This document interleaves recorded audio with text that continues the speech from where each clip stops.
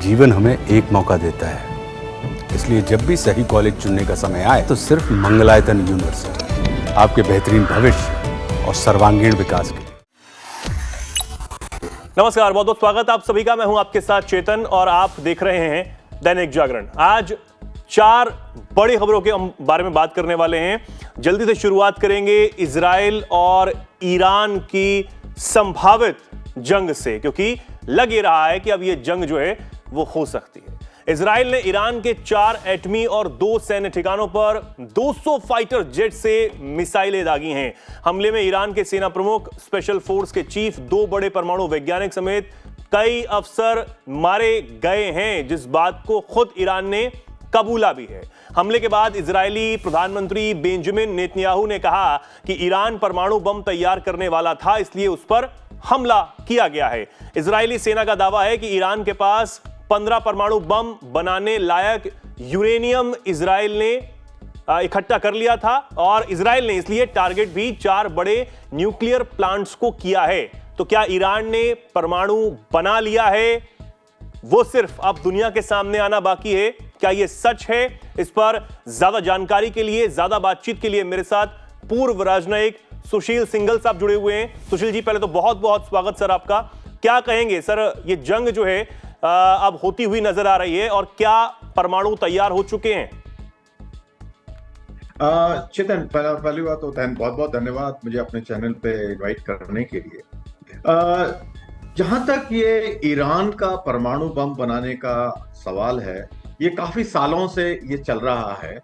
और अगर आपको याद हो कि 2015 में जब ये जो ओबामा प्रेसिडेंट थे, उस समय एक एग्रीमेंट किया गया था, इंटरनेशनल एग्रीमेंट हुआ, उसमें रशिया, IAEA और यूरोपियन यूनियन वगैरह सब इन्वॉल्व थे उसमें।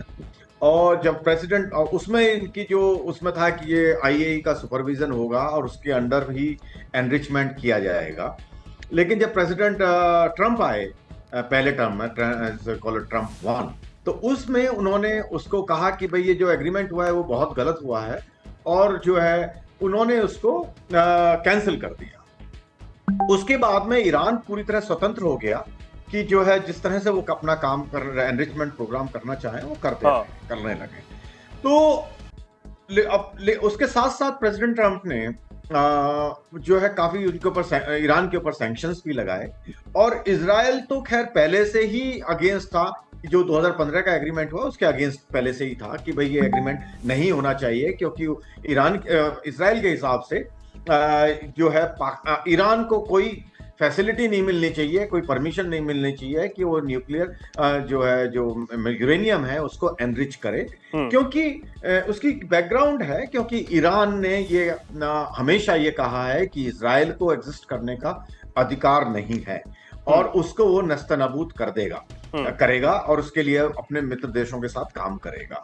तो एक तरीके से अगर ईरान के पास में ये न्यूक्लियर पावर आ जाती है और या बम आ जाता है, तो इजराइल को अपना एग्जिस्टेंशियल थ्रेट खड़ी हो जाएगी। तो इजराइल हमेशा इसके अगेंस्ट था। तो जब समझौता तोड़ दिया गया तो इजराइल बहुत खुश हुआ उससे, और उसमें तब भी उसने कोशिश की कि एक ईरान के ऊपर जो एटॉमिक फैसिलिटीज हैं उनको अटैक किया जाए। समय समय पे इजराइल ने उसमें उनके जो वैज्ञानिक हैं उनको, एटॉमिक जो न्यूक्लियर वैज्ञानिक थे, उनको भी मारा है। उसके बहुत सारे रिकॉर्ड में है। अब जब प्रेसिडेंट ट्रंप 2 आया तो उसमें प्रेसिडेंट जब इजराइल के प्रधानमंत्री वहां विजिट कर रहे थे वाशिंगटन, तब उन्होंने बिना उनसे पूछे प्रेसिडेंट ट्रंप ने अनाउंस कर दिया कि ईरान के साथ वो टॉक कर रहे हैं, और उसमें उन्होंने अपनी रेड लाइन भी जाहिर की, जिससे इजरायली प्राइम मिनिस्टर बहुत नाखुश रहे।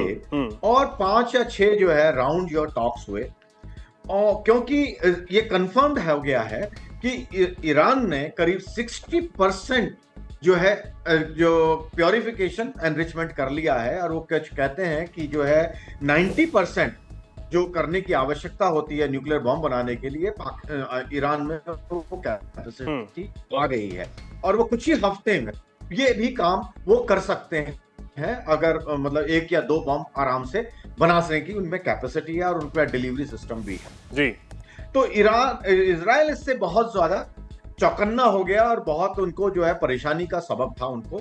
और जब ये बातचीत पिछले 5 डायलॉग चल रहे थे, 5 राउंड हुए, उनमें जो सक्सेस नहीं हुई, तो इजराइल ने अपना शुरू करा, काफी समय से वो कर भी रहे हैं, वो शुरू किया कि हम इसको अटैक करेंगे।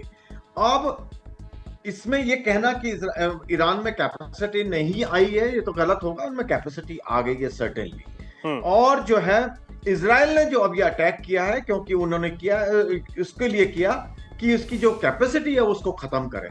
अब ये जो अटैक हुआ है, इतना बड़ा अटैक किया ईरान ने इजराइल के ऊपर, इजराइल ने ईरान के ऊपर, उसमें उन्होंने सैन्य अधिकारी वगैरह को तो मारा है और सैनिकों को भी काफी हालांकि ईरान की तरफ से भी किया गया, 100 से ज्यादा ड्रोन्स जो है वो दागे गए, लेकिन वो नाकाम रहे हैं। आईडीएफ ने ये दावा किया है कि हमने सभी को मार गिराया। जी, वो तो देखिए, वो ईरान तो अपनी तरफ से कोशिश करेगा, उसको बीच में डिस्टेंस है, उन्होंने ईरान ने कहा भी है कि मैं इसका बदला लूंगा। अब उनका यह है कि डैमेज कितना हुआ है, क्योंकि हमें एक लॉन्ग टर्म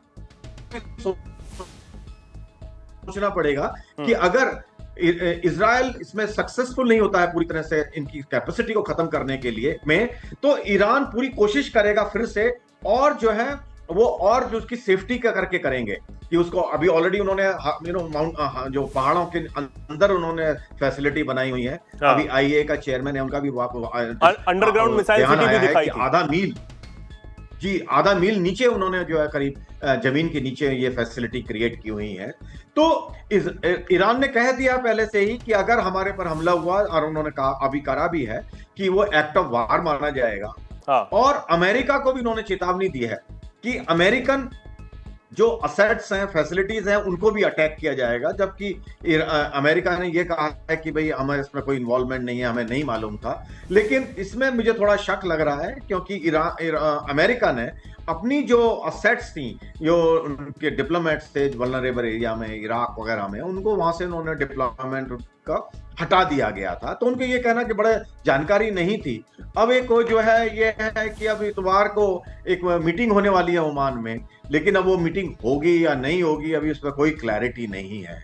तो ईरान लेकिन अमेरिकन असेट्स पर हमला कर सकता है। इस पे ऑयल की प्राइसेस पे अंतर पड़ रहा है, क्योंकि स्ट्रेट ऑफ हॉर्मुज़ जो ईरान के पास से गुजरता है, वहां करीब दुनिया का 20 से 25% ऑयल, क्रूड ऑयल वहां से पास होता है।